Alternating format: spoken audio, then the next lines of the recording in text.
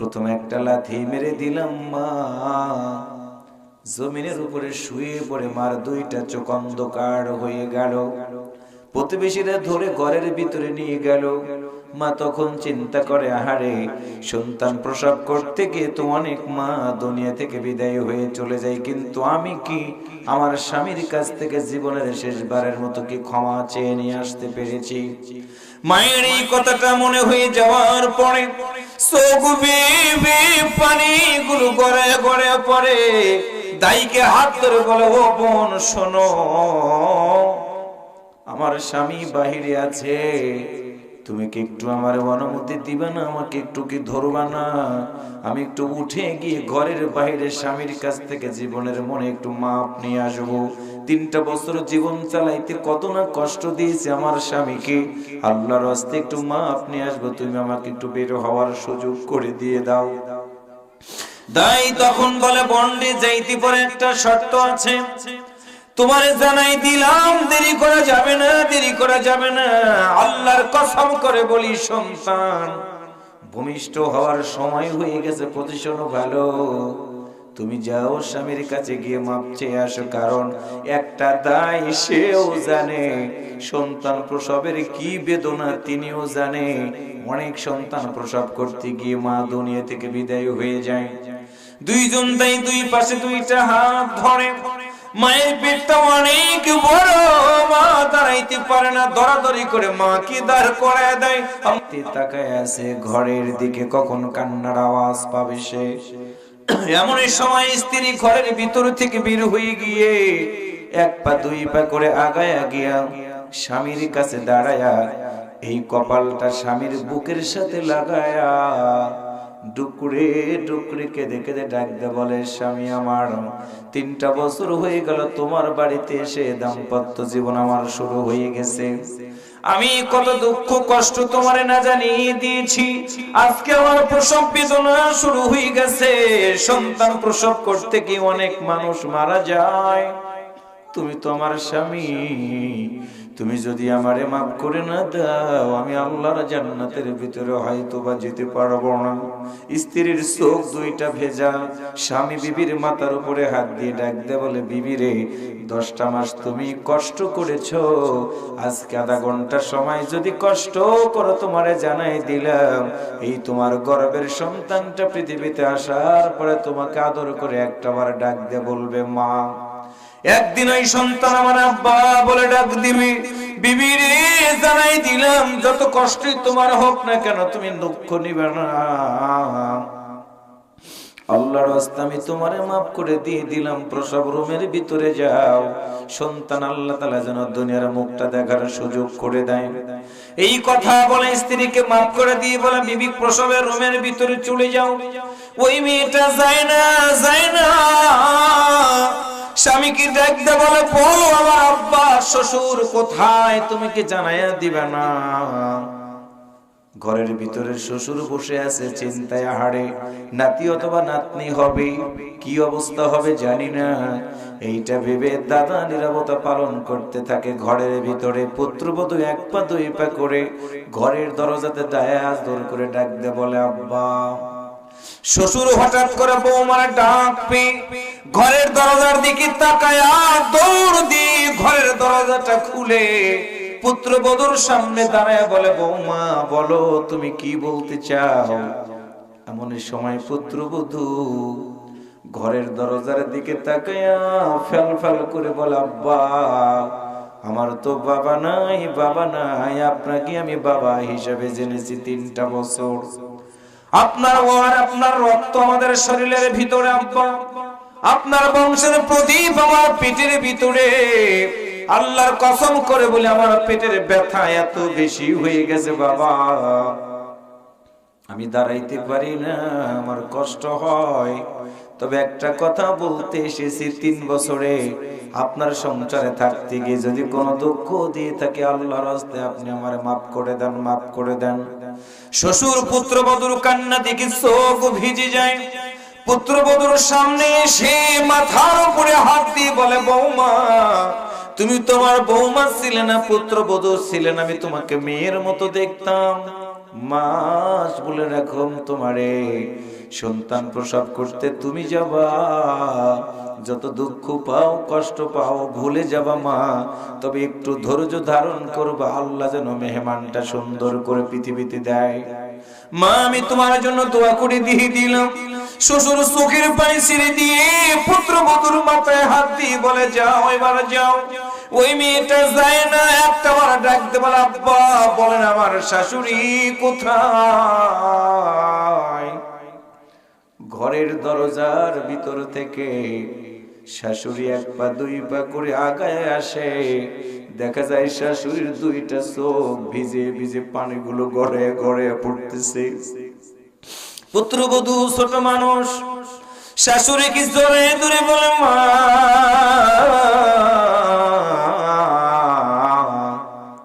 আপনি মেয়ে মানুষ, আমিও মেয়ে মানুষ, আপনি জানেন সন্তান প্রসবের কি ব্যথা বেদনা। মা আমি আপনার এতটুকু জানাই দিয়ে দিলাম, বলেন তো দেখি আপনি সন্তান প্রসব করেছেন মা, আমি প্রসবের রুমে যাব কিন্তু পেটের ব্যথা এত বেশি আমি আর সইতে পারি না। দুইটা পা জড়িয়ে ধরে বলে মা আপনি আমার মাফ করে দেন, মাফ করে দেন। এমন সময় পুত্রবধূকে শাশুড়ি বুকের সাথে জড়িয়ে ধরে, পেট অনেক বড়।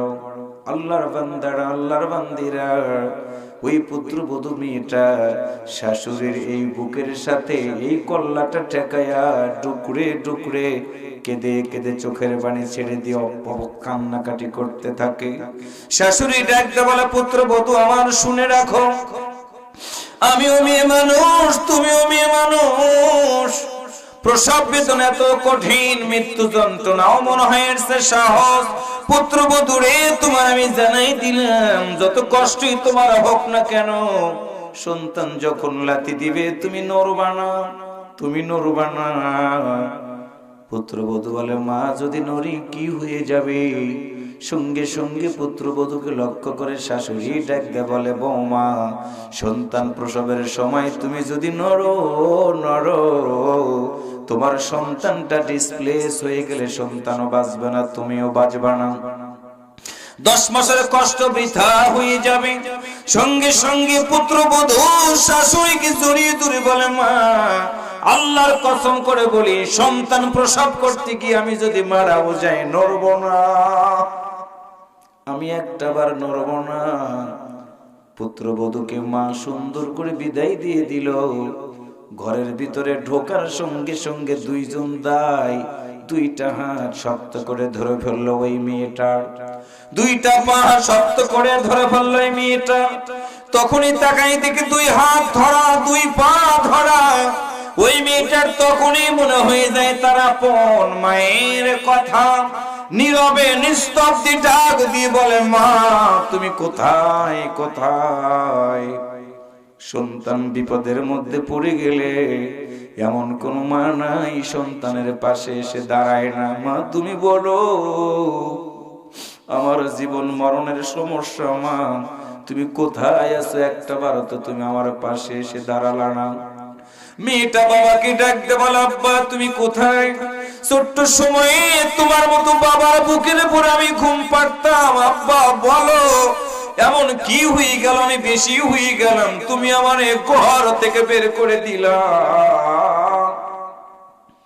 আব্বা বলো আজকে আমি সন্তান প্রসব করব, কিন্তু কই বাবা একটা বার তো তোমাকে আমি কাছে পাচ্ছি না। মেয়েটা বাবার কথা মনে করে কান্না করে, মায়ের কথা মনে করে কান্না করে। আমরা সন্তান তখন বুঝি না রে ভাই, দুইটা পা একত্রিত করে মায়ের কলিজাতে এত জোরে লাথি মারি। মা সন্তানের ব্যথা সইতে না পেরে মারা যাবে এইটা ভেবে মা, সন্তান হবে এইটা ভেবে মা মায়ের জিহ্বাটা দাঁতের উপর দিয়ে কামড় দিয়ে দেয়। মায়ের জিহ্বা কামড় দিয়ে ধরে মা। এমন সময় ডান দিকে তাকায় মা নাই, বাম দিকে তাকায় বাবা নাই। পায়ের কাছে কেউ নাই, কেউ নাই। এমন সময় ওই মেয়েটা নীরবে ডাক দিয়ে বলে, আল্লাহ,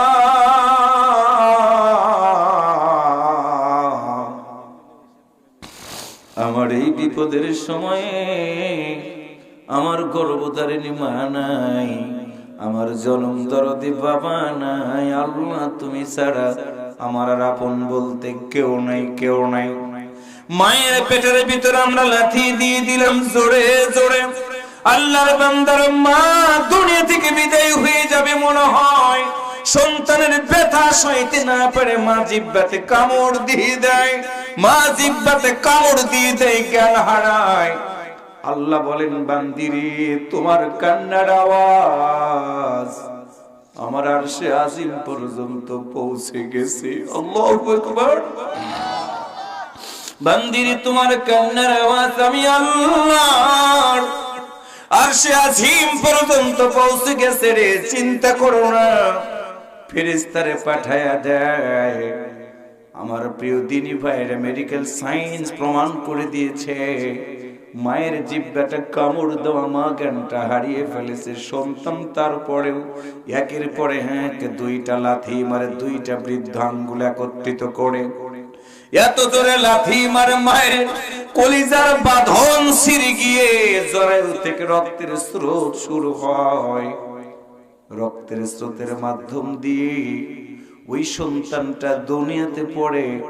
এমন কোন ঔষধ বের হয় নাই যে ঔষধ দিয়ে মায়ের জ্ঞানটা তখন আনা যায়। মা জ্ঞান হারা হয়ে আছে, একদম লম্বা হয়ে, গোটা বডি রক্ত আর রক্ত, কাঁথাগুলো ভিজে গেছে রক্তের কারণে, খড়গুলো ভিজে গেছে রক্তের কারণে, মাটির ভিতরে রক্ত। মায়ের জ্ঞান নাই, দুইটা চোখ বেয়ে পানিগুলো গড়ে গড়ে পড়ে। অন্যদিকে জরায়ু দিয়ে রক্তের স্রোত শুরু হয়ে গেছে। আল্লাহর বান্দারা বান্দিরা মা জ্ঞান হারায়, দায়রা আনন্দে আত্মহারা হয়ে গিয়ে বাহিরে সংবাদ দিয়ে দেয়।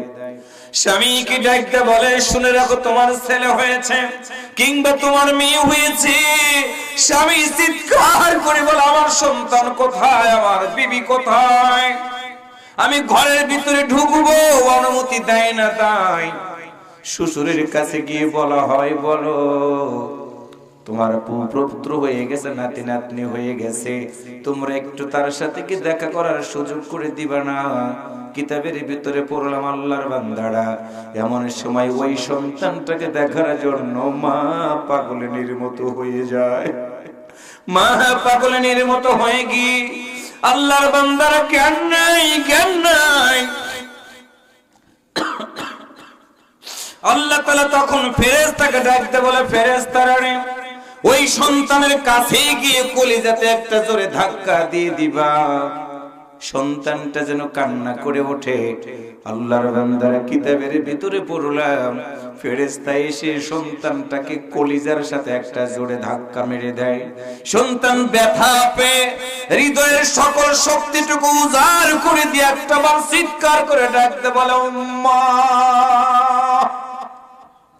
প্রথম মা শব্দটা বলা মাত্র মায়ের জিহ্বাটা কামড় দেওয়া কারেন্টের গতির চেয়ে দ্রুত গতিতে ওই উম্মা ডাকটা মায়ের কলিজার ভিতরে আমার আল্লাহ তাআলা পৌঁছিয়ে দেয়। মা চোখ মিলে তাকায়, মা চোখ মিলে তাকায়, চোখ দিয়ে পানিগুলো গড়িয়ে গড়িয়ে পড়ে। মা উঁচু হয়ে বসতে চায় কিন্তু পারে না, কোমর বড় ব্যথা। হাত দিয়ে কোমরে হাত দিয়ে দেখে শুধু রক্ত আর রক্ত, রক্ত মাখা হাত। মা চোখের দিকে তাকায়া নীরবে নিবৃতে ডাকতে বলে, দাই তোমরা বলো। মা বলে, যে ডাক দিল ওই সন্তানটা কোথায়? তোমরা কি সন্তানটাকে আমার বুকের ভিতরে দিবা না? দাই বলেন, না না, তোমার সন্তানকে এখনো দেওয়া যাবে না, গোসল করানো লাগবে। তোমার সন্তানের গায়ে মরা রক্ত আছে, ময়লা আছে, এখন দেওয়া যাবে না। মা বলে, আমার বডি উঁচু হয় না, ভিক্ষা চাওয়ার মতো করে দুই হাত এইভাবে করে বলে, না না, দেরি করো না, সন্তানটাকে আমার বুকে দাও। আমার বুকে কি যে যন্ত্রণা, আমি মা ছাড়া তোমাদের কাছে কেউ বুঝাইতে পারবো না, একটু আমার বুকে দিয়ে দাও। রক্ত মাখা সন্তানটাকে দায়রা মিলে আল্লাহর বান্দার একটা রুমাল দিয়ে ওই সন্তানটাকে মায়ের বুকের উপরে যখন দিয়ে দেওয়া হয়, কিতাবের ভিতরে পড়লাম মা সন্তানটাকে, রক্ত মাখা সন্তান বুকের উপরে নিয়ে এই মুখটা দিয়ে ওই রক্ত মাখা সন্তানটার কপালে উম্মা উম্মা বলে 2 থেকে 3টা চুমু দিয়ে দেয়। তখন ডাকতে বলে, কিরে মা তুমি বলো, এই সন্তান প্রসব করতে কি এত কষ্ট তোমার? রক্ত মাখা সন্তান তুমি কুচলে নিলে, চুমু দিলে, তোমার কি ঘৃণা লাগলো না? মা তখন দায়ীদেরকে ডাকতে বলে, আল্লাহর কসম করে বলি রে, 10টা মাস আমার সময় চলে গেছে। আল্লাহর কসম করে বলি, কত রাত কেটে গেছে আমি মা ঘুমাইতে পারি নাই। কতদিন চলে গেছে আমার পিঠের ভিতরে খাবার যায় না, না খেয়ে থেকেছি, না ঘুমিয়ে আমি রাত কাটাই দিয়েছি। তোমাদের আজকে জানাই দিলাম, এই সন্তান আমাকে যখন একটা বার উম্মা বলে ডাক দিয়েছে, আল্লাহর কসম করে বলি শুনে রাখো, 10 মাসের সব দুঃখ কষ্ট এই সন্তানটাকে বুকে পেয়ে আমি চিরদিনের জন্য মনে হয় ভুলে গেছি। আমার প্রিয় আমনাঙ্গার ভাইয়েরা, এইটা হলো মা, এইটা হলো মা। এই জন্য আল্লাহ আয়াত নাযিল করে জানাই দিয়েছে, ওয়া কাদা রাব্বুকা আল্লা তা'বুদু ইল্লা ইয়াহু ওয়া বিল ওয়ালিদাইনি ইহসানা। আজকের মাহফিলে এসে তোমাদের পায়ে ধরে বলে গেলাম, ডাক্তার হবা তোমাকে না করব না, ইঞ্জিনিয়ার হবা আমি তোমাকে না করব না, রাজনীতিবিদ হবা তোমাকে না করব না। তবে আল্লাহর কোরআনের সিনার ভিতরে তুমি যদি রাখতে পারো, আল্লাহর কসম করে বলি শুনে রাখো, তোমার মায়ের কথা মনে হবে, বাবার কথা মনে হবে। আজকে ধনী হওয়ার কারণে মাকে বৃদ্ধাশ্রমে রেখে দিয়ে রাখো। তোমাদের জন্য জানাই দিয়ে গেলাম, তুমি খাও না খাও, তোমার মা কখনো অভিযোগ করবে না। কিন্তু বন্ধুর সাথে গন্ডগোল হয়ে গেলে, যদি ঠিক মতো যত মেলি হও না কেন, চিরদিনের জন্য বন্ধুর সাথে আপন হওয়া যায় না। আর একজনের সাথে যদি গন্ডগোল হয়, আপন হওয়া যায় না।